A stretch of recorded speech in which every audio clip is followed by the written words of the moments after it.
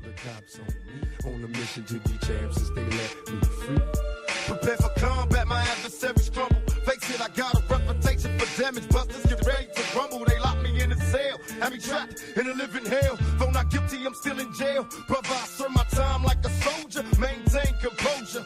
My shadow boxing the fight to the death, busting boulders. Every boxer with a pair of gloves. Best give up love. Here's a man from the makings of a thug. A lethal weapon, mind sharp. And in my heart, there's a wish to shake the world with the flurry of my black fist. Now once a high school dropout, now I'm the $1 million champ. Who's the next to get knocked out? Straight out of Brooklyn. What's going on, everybody? Another episode of Chief C's Boss Show. Angelo here, my boy JP. JP, what's going on, man? I better speak up before I get us arrested. Yeah, nah. That's only if you caught the first, half a second of the show last week before we started. You caught the last end or something, but we started talking about that. That was funny. Hey, you know what? This episode, we have an unofficial sponsor. Somebody went on iTunes, rate and reviewed. The unofficial sponsor of this episode, Kat Clemens. This is your episode. We appreciate you taking the time out to rate and review the show. So this is your show, Kat Clemens. And be like him. Go to iTunes or any other iTunes UK. But always hit me up if you've done it. And you will be the next unofficial sponsor. It helps keep the show noticeable. We appreciate you guys. Email the show, cheapseatsboxing@gmail.com. Questions, comments, anything like that. Did I miss? I know I missed something. Ah, fuck it. Man, Zoom. Oh, yeah. And, you know what? If you follow us on Twitter, retweet the show. Just push the show out by retweeting it. If you could do that, we would appreciate it. Yes, sir. Happy belated Father's Day, fellas. You know. To everybody, all you fathers and mothers out there. And as KC used to say, motherfuckers. Yeah. Happy Mother's Day to all you mothers out there. All right. Me and JP have kind of we haven't even really talked about anything, really. And that's the beauty of what we do, is we really don't talk about it until end. So see how you want to go with this. This is what I want to do with the Ward-Kovalev 2 recap. I want to separate feelings from facts, because you can kind of do it in both of these, because sometimes the feelings lead to the how you feel about the facts. You know what I mean? Mm-hmm. So what do you want to do with first?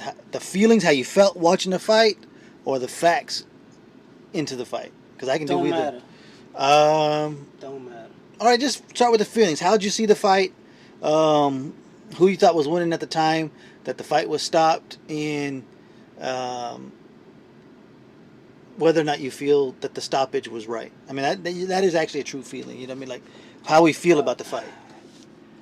I don't feel like the stoppage was right, but it's in some ways it's understandable. But it wasn't. If you look at the totality of the fight to that point, you understand some ways it's understandable. Not the reason I say this is because when it was breaking early in the fight, Kovalev started turning his back early. Started walking away in that kind of retreat type of mode. When he got rocked, he tried to hold, he tried to fight his way out, but he kept dropping his hands and running. Then when he got hit a couple of times, even with the body shots, even with the ones that's considered the low blow too, he just squatted on the ropes like, I don't, you know, it's like, at that point I'm like, dude, the most common sense thing to do is give him a standing 8. Honestly. But with the perceiving Kovalev as quitting, because I guess he's never been in that scenario, was kind of too much. You know what I'm saying? Because he would have probably been knocked out if they'd have kept going, or in the next round. You know, but you know, it's just it was bad refereeing for the last 2 fights. Let's just say that. You know, as far as the fight goes, I would say it was backwards, because Kovalev was the more active fighter, and it seems like Ward was the more effective fighter. Because though Kovalev, he had the jabs going, he threw more punches, there was a certain point, maybe early second, third round, he started missing a lot of those shots too. But at the same time, Ward was hitting them like 1-2 shots here and there, good sharp body shot here and there, you know what I'm saying? And so you can see it wearing it down. So for me, it's like, it's kind of the reverse argument of, you know, who wins the rounds. Mm-hmm. The guy who outworks the guy or that guy who lands the harder punches. And it kind of didn't make sense because you like Ward's landing harder punches than Kovalev, and Kovalev's more active than Ward. This shit don't even add up, you know. At the time, I felt like it was the eighth round. I felt like Ward was edging towards the lead at the point, you know, because it started before that eighth round. He started just kind of. You saw Kovalev dropping again, and you saw Ward rising again. So I was like, well, he's gonna take over this fight, and it's gonna be over. You know, I think it wasn't on the cusp, but it was like when it was changing. You get what I'm saying? So. I think you're kind of in the way where I was, where you had Kovalev winning, but it was looking like a Ward-style fight where he was bringing it back into his direction and putting the lead onto his side. I don't know. Am I? Because it was at that particular point. I'll probably be. It was around 7. It was like 4-3 Ward. Okay. See, I had it the other way around. So we were right, real close. Yeah. All right, so let's get to how I felt about the fight. I was right in a couple of ways. Me and you talked back and forth, and this is something that the listeners didn't get to see, was when we were talking about the 100-0 split. How I was saying that it kind of answered a lot of questions. I got some of the shit talking because to me, the shit talking seemed to be more promotion than this is what's going to happen. Yeah, it's kind of like what I told you was, why is it that Kovalev cannot be just talking shit to get Ward's mindset to a different approach, which I think actually did happen, because he talked he was going to kill him, but he came out like, I'm just going to box him. And in the first 3 rounds, Ward was very tentative, waiting for Kovalev to come right after him, and it didn't happen. So in that way, I think he played the mind games just as well as Ward did. And then even in a text meeting, you went back and forth. I said, in the end, it may not matter if it was a mind fuck or a self-inflicted wound, because maybe Ward is just better. And I think towards the end of the fight, I was getting the feeling that Ward's just a better overall fighter than Kovalev. Definitely a smarter fighter. To me, it was on the way of a convincing Ward win. That's just my feeling of it. I would say that how we do our pound-for-pound rankings, I would say now because I would say I thought he was on a way to a convincing win. It's hard because we don't know, because you never know what happens. But just for my feeling, I would put him at the top of the rankings, pound for pound. And if he fights again this year, maybe fighter of the year, because I think he would have the best victory. And that's my feelings. Kovalev was definitely winning this fight, and the feeling was that it was very close.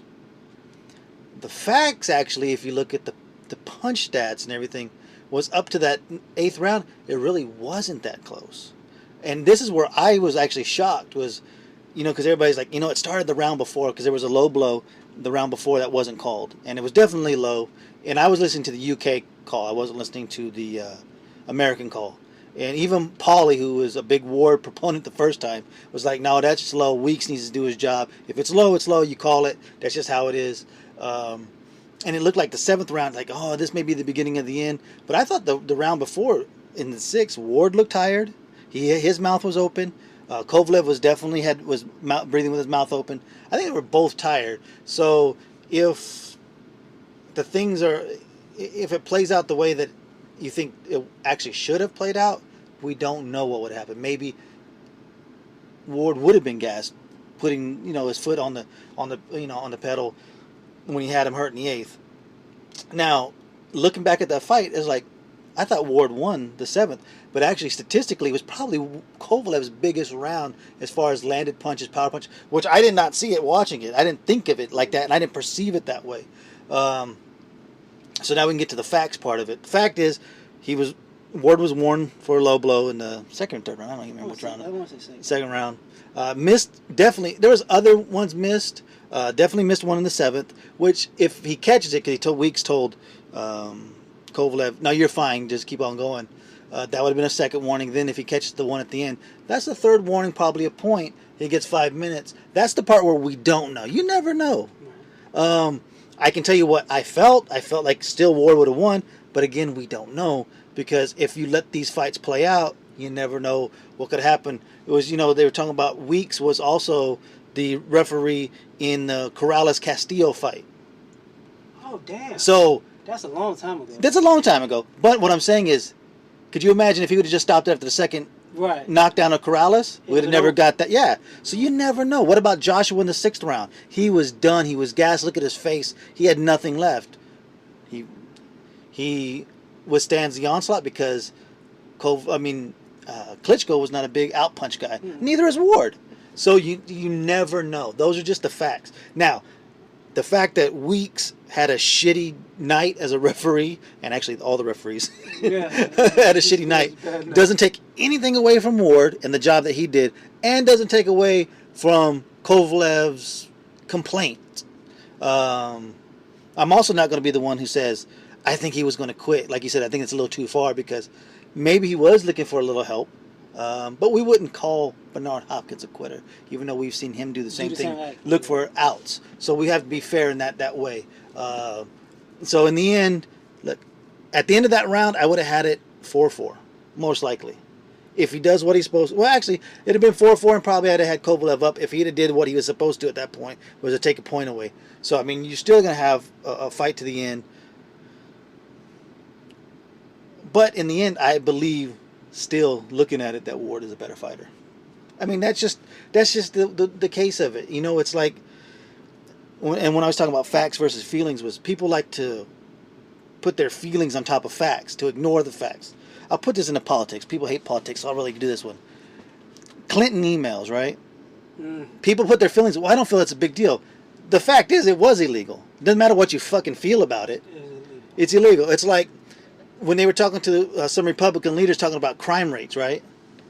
Then they were like, well, the crime rates are actually lower than they've been in this many years. Yeah, but people feel more unsafe. Well, yeah, but their feelings are actually misplaced because the facts say this. And so it's like people like to let their feelings change the way that the facts are and the way they perceive facts. And I think this fight actually did the exact same thing, where if you were on the Ward side, it was like, yeah, but he was on his way. I'm not even disagreeing with you, but the fact still remains it was missed calls. And Kovalev's like, I only lost because of the missed calls. Yeah, he did miss calls, but the fact was you were starting to get beat, and that big ass right hand really started the whole deal. For me, the things that stand out of this, as far as the low blows, were they low blows? Yeah. But they were also people weren't looking at it as if you got two fighters, both wearing trunks, both trunks. Belt line covers the navel. So there was the ones that was on the belt line, which is pretty much your lower stomach. Then there was the ones at the bladder, which could be considered a low blow because you're going to feel that in your nuts regardless. And then there was the ones in the nuts. Yeah. So depending on who you're talking to, you could have a few low blows or you could have a million low blows. So I'm like, the ones that's low, we know is low. You know what I'm saying? The other ones, you see all people all in it. Look at this one, man. Goddamn it, I can see. I don't need to inch it down in my own head or rise it up in my own head. There was some low and there was some on the belt line, and there was some in the bladder. Now the bladder ones, you could consider either way. You could consider either way. As far as the thing about the fight was, the fact is at the end of the day, he won, Kovalev lost. Now, the fact is, this one, though they have controversy, it's not like the first one where it's like, oh, dude, you could. This is a fight where Kovalev was hurt. Honestly, we don't know what the future holds, but in normal boxing terms, usually this doesn't go in that guy's favor. But at the end of the day also, the fact that Kovalev showed up and he fought. He got hit low. It hurt. but he got hit high, he got hurt. He got hit in the body, he got hurt. So, don't trump everything. Exactly. As far as like you said about Ward, I'm gonna just put him pound for pound number one because it's been short. It's just kind of like I'm treating him the same way I did Manny. Manny was just never good enough to be number one. The facts remain the facts. The motherfucker beat the best fighter. He probably got the best win against the best fighter on the planet this year. And if you include last year, that's last year too. So it is what it is. And the fact is, the referee that night was completely horrible. So, that's what you get. Honestly, I'm starting to, no disrespect to the referees, I'm starting to think y'all need to get a younger crop of refs. Because honestly, like, some of these guys been refereeing when I was in diapers. So, though they might be a name and feasible, you might want to get somebody who's more fresher look. Because now you're getting referees who are completely off because they're doing things that we're not accustomed to them doing. You know what I'm saying? So, but I will say this. At the end of the day, as far as fight concerns, I appreciate this about both fighters. One, Ward flat out said, after the fight, I ain't even worried about Adonis Stevenson. He had his chance to fight Kovalev. He didn't take it. So that's real to me. You get what I'm saying? Kovalev, though you've been complaining, I got to give you credit. You still want to fight again. So that also says something to me. So, but are we going to have to move on from this? Is it going to be a trilogy? Absolutely not. And this is my prediction. I did not say that Adonis Stevenson will fight the loser of this fight. So, ladies and gentlemen, it's going to be Kovalev and Stevenson fighting for the WBC title. Wouldn't that be just a twist of beautiful fate? Because then Kovalev, after losing twice, well, in my eyes still once, but losing convincingly to Ward, would end up being the lineal light heavyweight champion. That would just be a sweet. Like, what the hell? Yeah. Then it's like, God damn, now I gotta fight him again. And he said, and Ward said that too. He was like, if you might as well fight Stevenson, gets the belt, and then maybe another fight that builds it up or something, and we wind up fighting again. It is what it is. But he absolutely says it makes no sense to fight Stevenson. Like he said, I came to fight the top dog. Stevenson had his chance to be the top dog, and he just didn't want to do it. So, and I'm gonna get back to Ward and his dirty tactics. Which, yes, he's a dirty fighter. There's no fucking way around it. It's funny because people will call Ward intelligent with this dirtiness, and just call Salido just dirty. They're both fucking dirty fighters. Yeah. And just like I didn't blame Salido being dirty against Lobachenko, I'm not going to blame Ward for being dirty because it's incumbent on the referee to not let him do illegal tactics. Everybody's going to get away with what they can get away with if the referee allows you to do it. And when you're talking about these referees, here's my fear, right? They've been refereeing since you've been in diapers. And the older I get, I'm afraid that they're still going to be refereeing when I'm back in diapers in the fucking old folks' home. Back up, Sonny. I remember when Tony Weeks fucked up that Kovalev fight. Oh, God. Where's the pudding? But I can't say anything because he can still go to the barbershop. I can't. Who knows? Maybe that could be one of those Steve Harvey wigs. Yeah, but you're right. The refereeing's terrible. Vic Draculich in the fight before it. Oh God. Moises Flores and Guillermo Rigondeaux was terrible. I've been harping on Robert Byrd for a while. He's been pretty bad for a while. When was he pretty good? I don't know, but he's been pretty bad for a while. Tony Weeks was terrible. Kenny Bayless kind of just lets things. How do you want the fight to go? Okay, then that's how I'm going to referee the fight. Who's that? Sorry about that, but it's about the referees. Just, I think there needs to be more accountability, because when we go into the Draculich thing with the Moises Flores and Guillermo Rigondeaux, the whole thing was fucked up. You know, I mean, you basically let without any warning, like Guillermo Rigondeaux literally grabbed Flores behind the head and start trying to hit him with uppercuts. I think two of them landed, and then the one at the bell, which, yeah, it was after the bell, but again, it kind of goes into that Uzcatequi thing. It was close enough that it wasn't that fucking awful.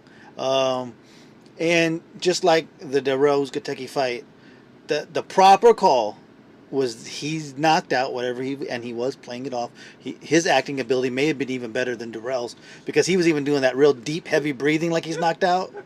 The proper call would have been a foul from an illegal blow.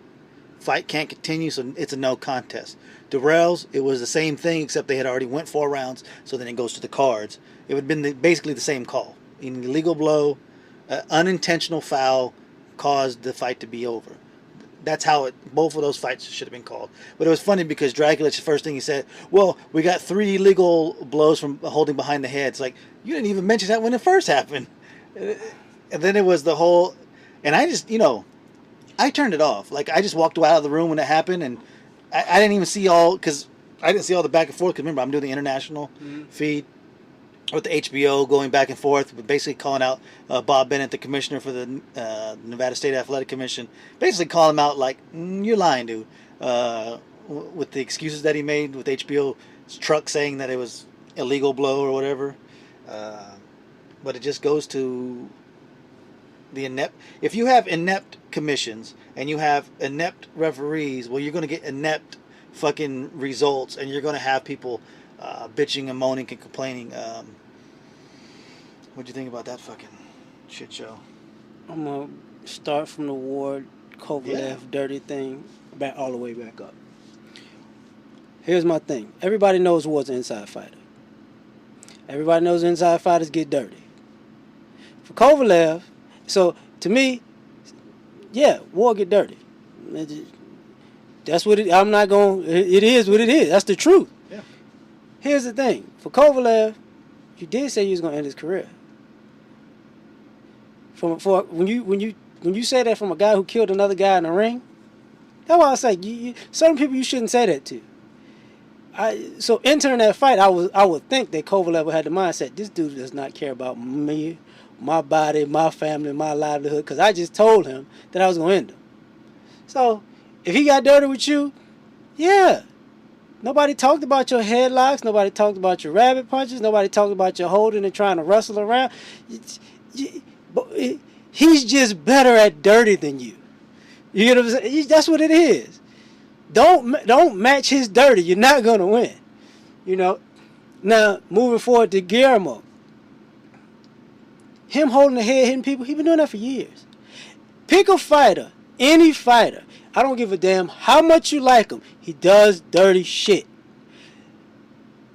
Guillermo's thing, he will grab you by the back of your head and punch you in the face with an uppercut. That's his thing. You can look back at all his years of fighting professionally in the highlights.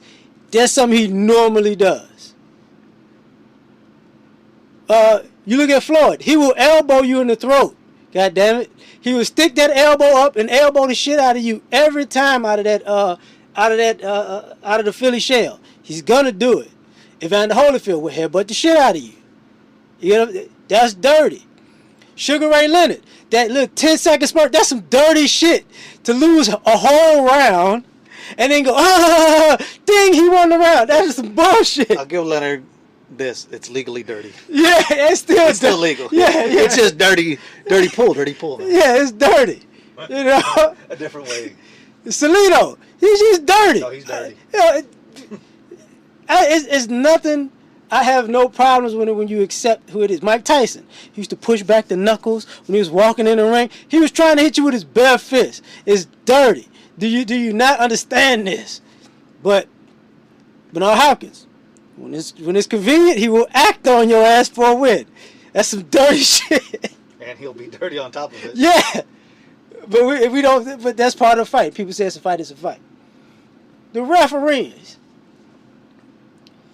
This reminds me of sitting at a football game or watching a football game, and they go under the curtains and they look at the instant replay for 2 damn hours, and they come out with the wrong call.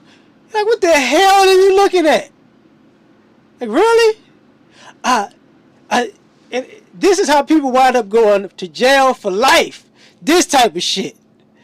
Yeah. He was holding him in the back of the head and that was illegal. You didn't say, motherfucker, he was doing that right in front of you. You didn't see that shit. Then someone had to point out, well, he let his head go when he knocked him out, though. They were actually in an exchange. He just landed first. Oh, yeah. But did the bell ring or did it ring? Was it after the bell or before the bell? You're the ref. Yeah. You mean to tell me you're in there, you don't see him holding his head, you don't see them in exchange after the bell, you don't see the punch, you don't know when the round's over, and you can't figure it out when it's on tape?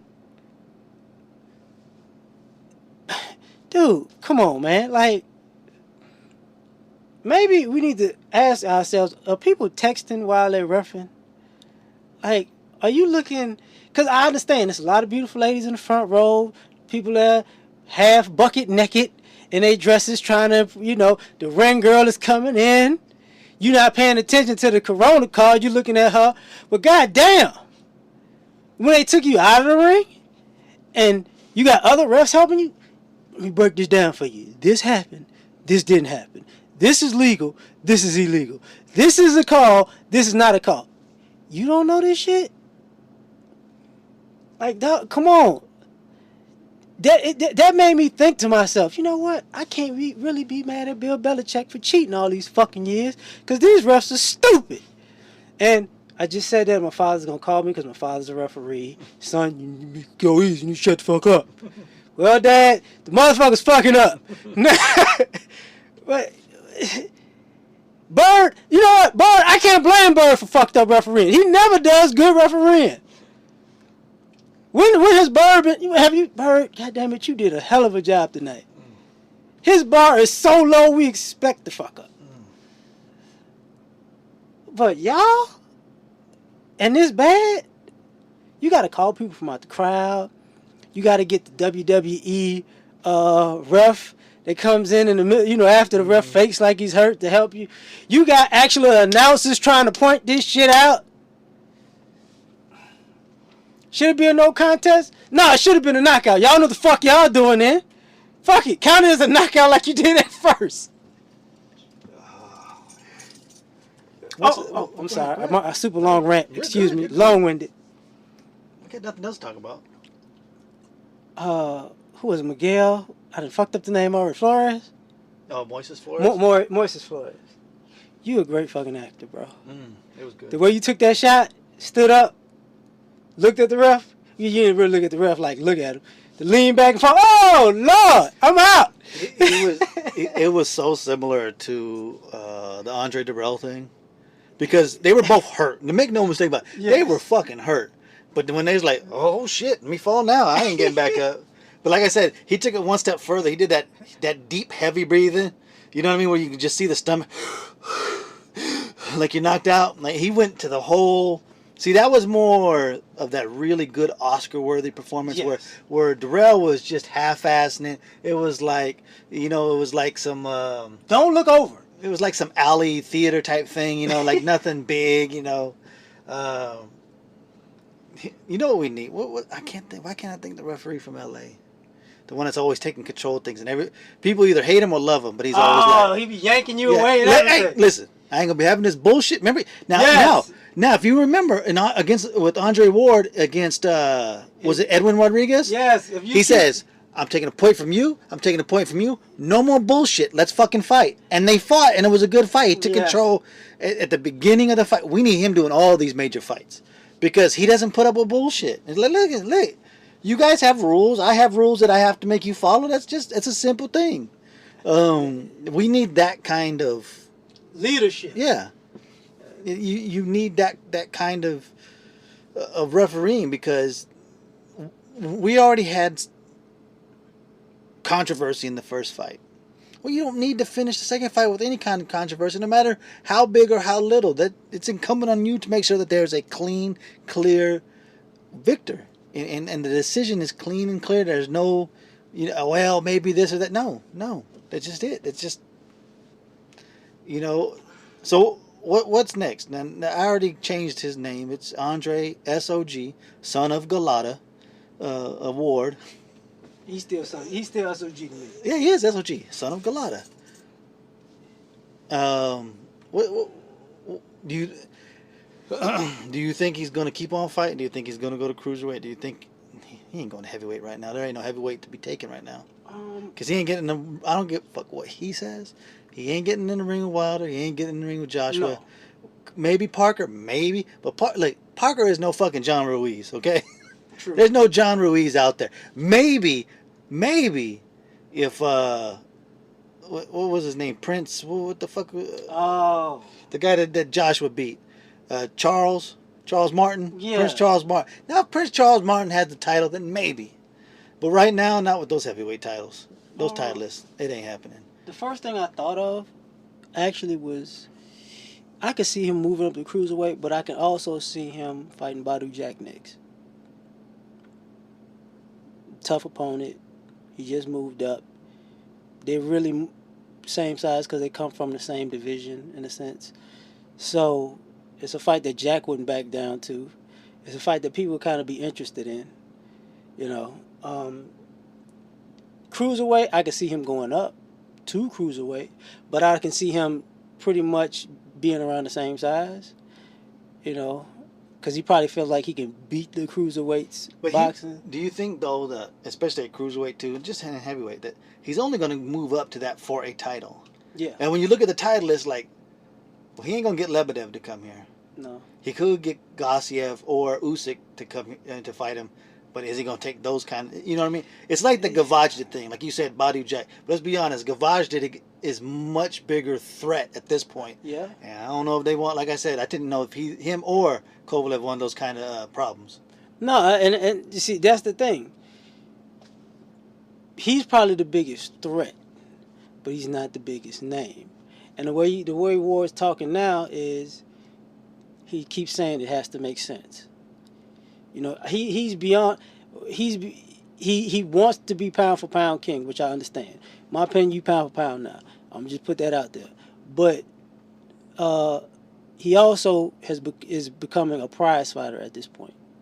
He wants whoever can make him the most money, and I think Jack could probably, as an opponent right now, be the biggest draw. Because Jack has, besides Kovalev, Stevenson's irrelevant because of his thing, you know what I mean? Most of the cruiserweight division doesn't get much attention. So the biggest fighter besides Kovalev will probably be Jack. Because everybody can remember him in the Gale. They can remember him rising to be the champion. They can even remember when he got knocked out. So as far as name recognition, and they know he'll come to fight. Do you think that the biggest name actually may be a guy like Joe Smith Jr.? He's a big best story. And that's best when story. You're prize fighting, you want storylines. Yeah. So he's definitely got the best story, but I don't know if. And he's kind of an awkward threat too, though. He's definitely got the power. Yeah, he's a very awkward threat. So, that could be just as good. That could actually be just as good because people can ride that story to make it bigger, the fight bigger. He's from here, hard working, construction worker. They're going to fucking make a movie out of him. I know eventually it's going to happen, because wasn't Mickey Ward working on roofs and shit? So, yeah, he was roofing. So, yeah, I mean, actually, that could probably be even, what? Might be bigger than Jack, actually. Yeah, as you said, it's probably bigger than Jack, yeah. Will Ward be willing to go back to fighting for like $2 million. Because I think his contract with Rock Nation is done. This is it. I don't know if Rock Nation is in the business of giving him $6.5 million for nobody watching his fight, nobody buying tickets. Yeah, that I wonder if that's going to change his outlook. Like, you're not getting $6.5 million. You're not going to get $7 million. You're probably not going to get $3 million for your next fight, unless you're fighting one of those big names and you can somehow market it a certain way. well, You think he's willing to? Because he's going to have to swallow his pride and go back down to those kind of purses. here's the thing about when I look at Ward's team. You had Rock Nation and you had Jay Prince. You're going to figure out a way to get your money. Even if you just got Jay Prince alone, you're going to figure out a way to get your money. Because, you know, whether it's... Jay Prince is a smart-ass dude. Whether people have good things to say or bad things to say about him, nobody ever said he was dumb. So if he has to take a small person in the beginning to grow, to get a big person to make it all up, Jay Prince is the kind of guy that with the mind to put that together. And the reason I bring him up is because after the fight was over, he was talking in interviews, but when you see behind him, he had these black and gold shirts that said Jay Prince Boxing. So if he doesn't continue going to Rock Nation, I wouldn't be surprised if he becomes the flagship fighter for Jay Prince Boxing. You know? The other rumor is that we may be seeing Ward on ESPN or ABC because James Prince and Bob Arum have always had a pretty decent working relationship.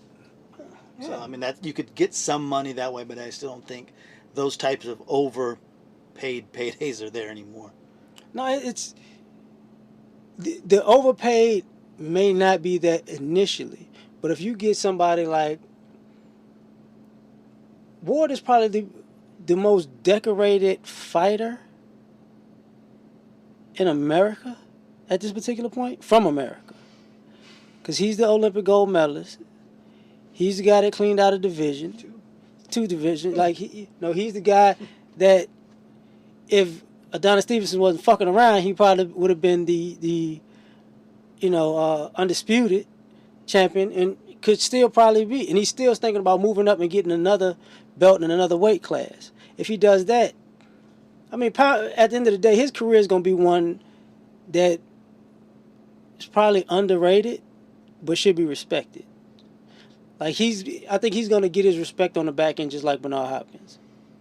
You know, but I don't think he wants to fight as long as Bernard Hopkins to do that. But, I mean, can he be on ESPN? Absolutely. Because ESPN you remember they cut a lot of shows, a lot of things. They cut their budget. So I wouldn't be surprised if you get somebody like Ward on ESPN, which is a Disney company. You know what I'm saying? Then on regular TV. Then in some ways push it to like a Disney ESPN type of pay-per-view, or they put it with a big sporting event to subsidize with all the sponsors. That's why I keep saying this shit about you better take advantage of New Year's Day or even like the Super Bowl or something big event the day before. I'm not going to be surprised, and I talk too fucking much when I say this, in the near future they're going to do that to subsidize this stuff. And to be fair, New Year's Eve, not New Year's Day. There you go. New Year's Day would be a terrible day to do That's it. That's what I mean. Eve. New Year's Eve. You know, it's just it's an event that everybody could go to. You know. Oh. Yeah. And just like the Errol Spence thing, that fight right during the Olympics and the numbers that fight generated his star power. You know, it bumped it up. So, just like he's going to be fighting a pay-per-view in the near future. It's just inevitable. Plus that he finishes, you know. But they smart people, man.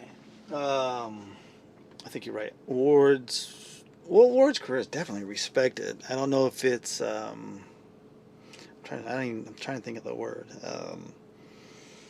It's not. I wouldn't say it's underappreciated. It's just not as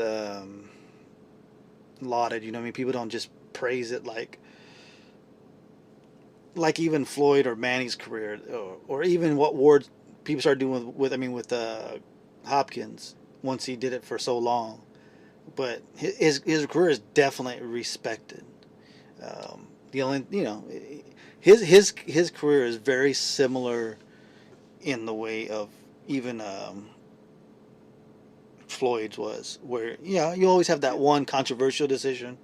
But what he has done in the later part of his career, where even Floyd didn't, was move up to the next weight class to take on the most feared man, maybe in the whole sport. Right. So that he will get a lot of respect for that. He will, at the end of the day, no matter what.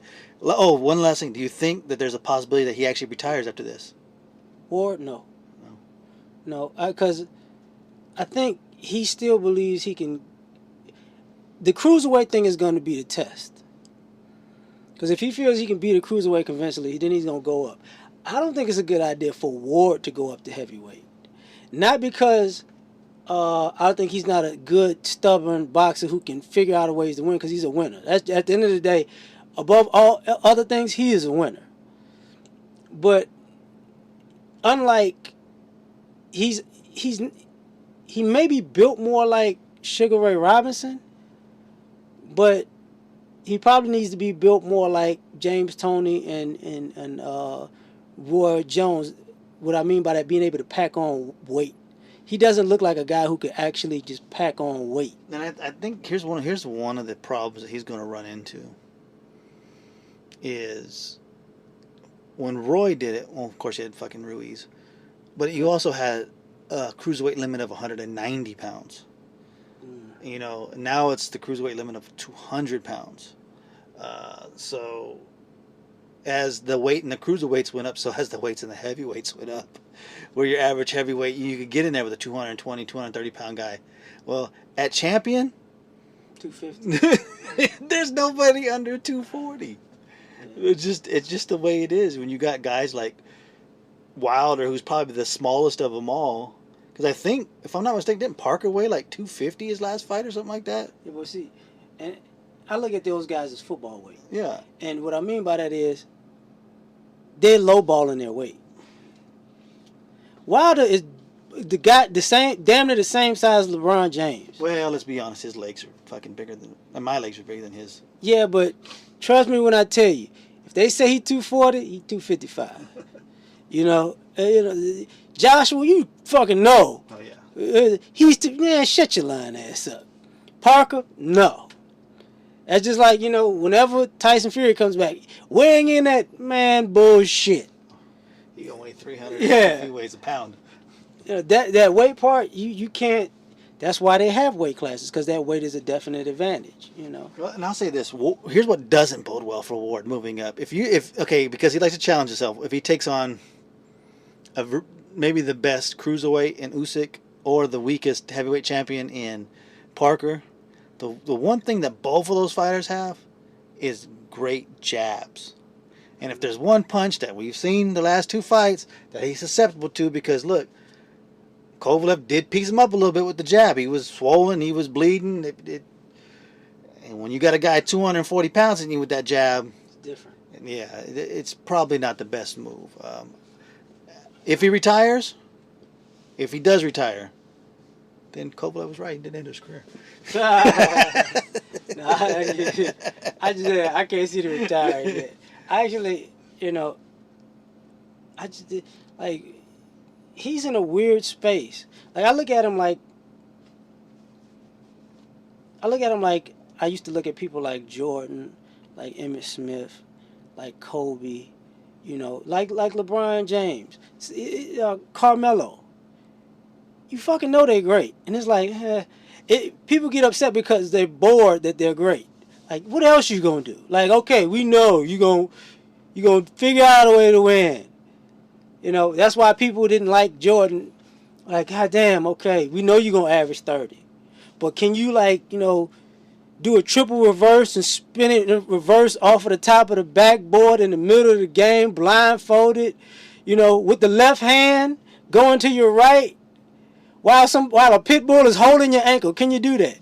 Like, he's at that particular point. Like, bro, it's nothing you could do. You're never gonna make people as happy as you think, but you are the best in the world. You probably you're the best, but you'll never be as exciting as other people because the bar is too high. And that honestly, that's why. That's part of being number one. You know, unfortunately, you're never gonna get as much credit as you deserve because you're number one. You know, people like the rise to power more than they like the maintaining. The reign. Yeah, the rain. It's just they hate the rain. Like, damn, he's still there. Yeah.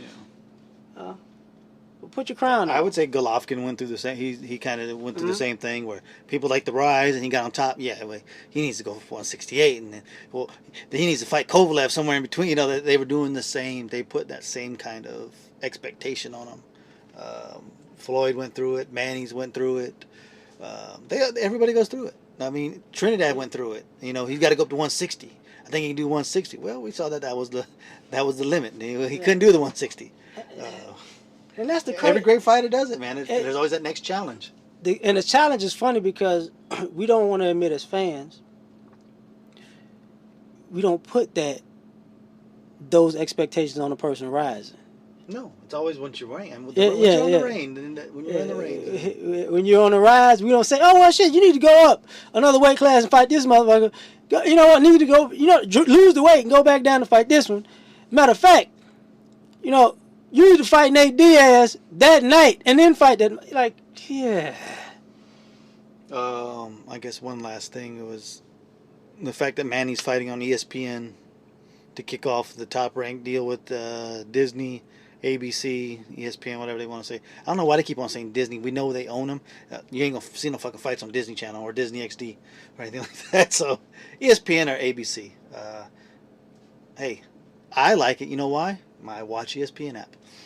I didn't have a Bounce app. Don't have a Fox. I didn't have the Fox app.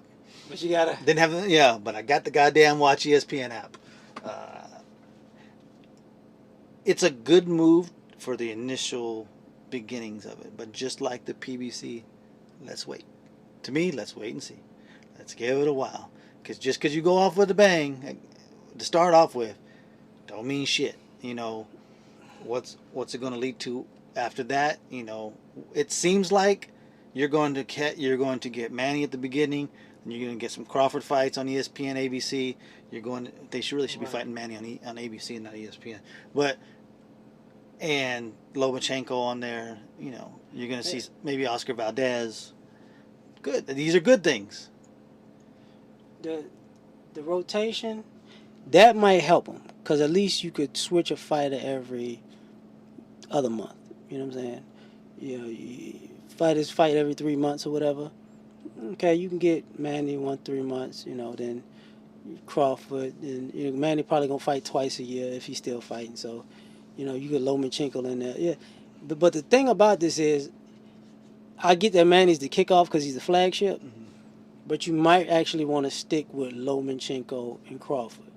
Lomachenko has the skill that people are going to want to see. And Crawford got that dog in him that finishes people.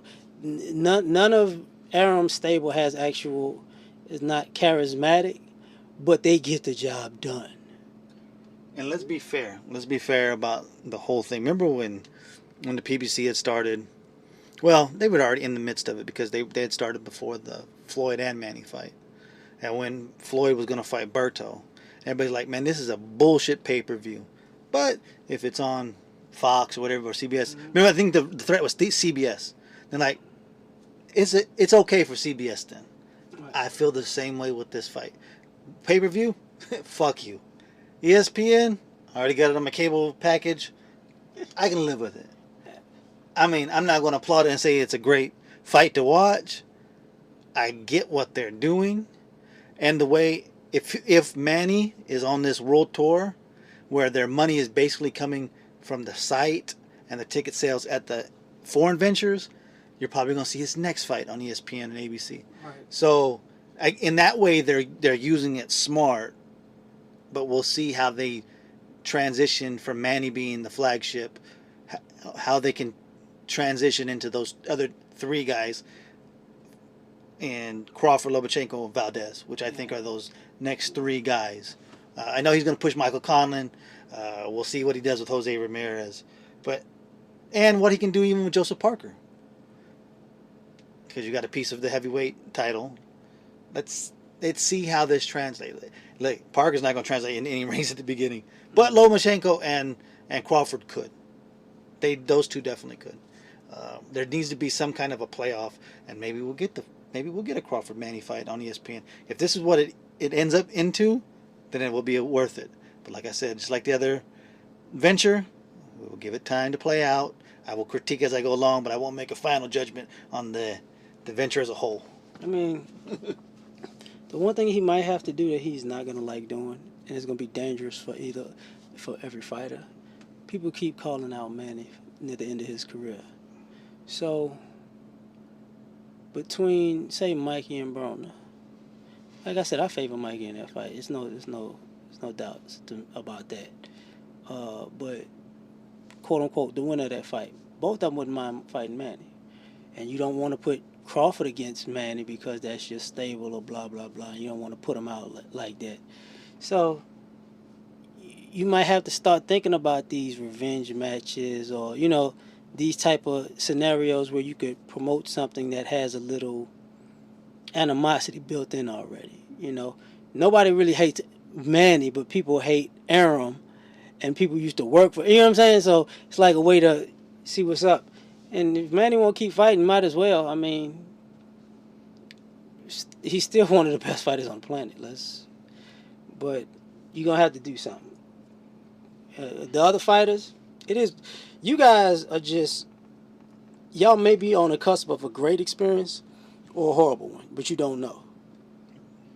Because the one thing that the PBC kind of started, along with Golden Boy, was the application of apps, other, social media, as far as, because fights ain't gonna just be on TV anymore. They're gonna always be on Twitter, YouTube, like Ring TV's app. You know what I'm saying? They're gonna. Golden Boy has their own thing. Eventually, Bounce has the app. Everybody's gonna wind up having a little focused group at some point. You know what I mean? So we got to see where this one goes. Well, Top Rank has had their app. They've showed all their undercard for pay-per-views on their app. I don't think they've done a really good job of pushing it.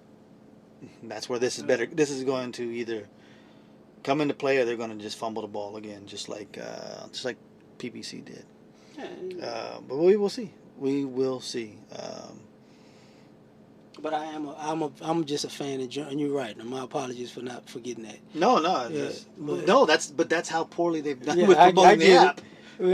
That's actually part of the problem. Because all of this, to me, I'm a fan of all the trailblazing.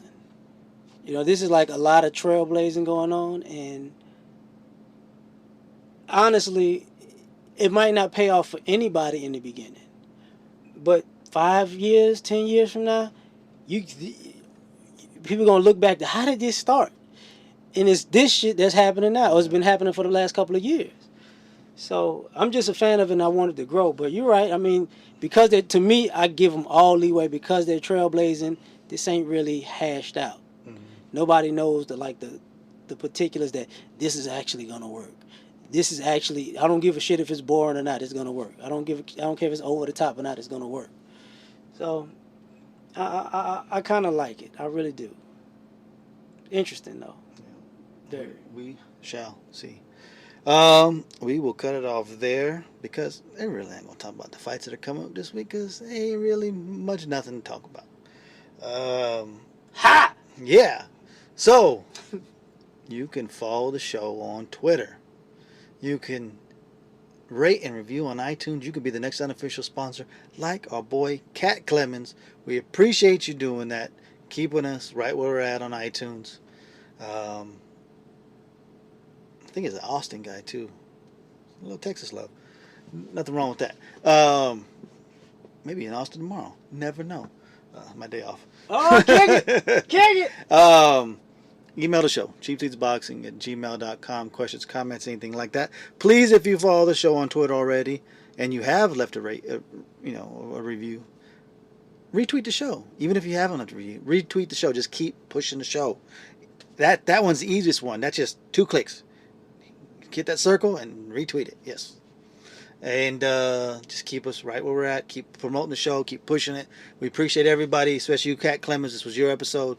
Thank you so much, JP. Is there anything else? This is where the fighters fight and the fans commentate. And we do it just like you from the cheap seats because we ain't buying no tickets. God damn it. Peace. Again, I'll be the next heavyweight champion. Call me crazy, but no one can fake